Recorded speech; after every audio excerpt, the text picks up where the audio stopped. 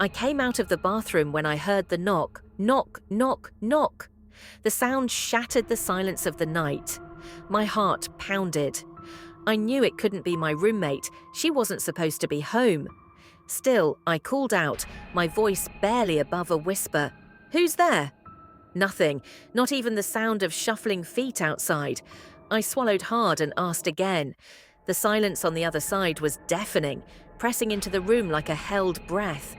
I'd heard the stories before. Every resident in this building had.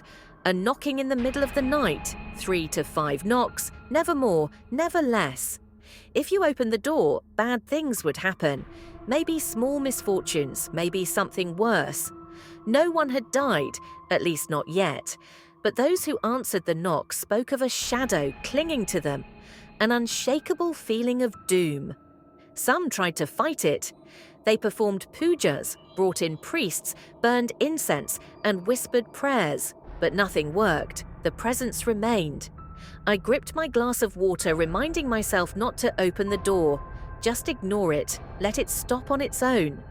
I lay back down, my pulse still racing, and then knock, knock, knock. But this time, the door was open. A cold wave of dread crawled up my spine. I didn't open it. I was sure of it. My eyes darted toward my roommate's bed. She was lying there, facing away, breathing evenly, but she wasn't supposed to be here.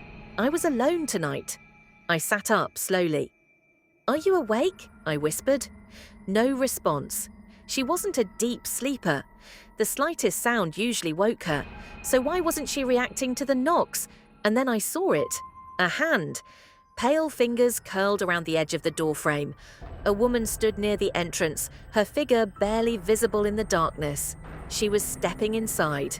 I wanted to scream, but my throat tightened. My body refused to move. She didn't rush at me. She didn't speak. She just stared. I couldn't see her face. I didn't want to. And then, knock, knock, knock. I blinked. The door was closed. The other bed was empty. The knocking continued, and I wasn't sure if I was still dreaming or if I had just stepped into my worst nightmare.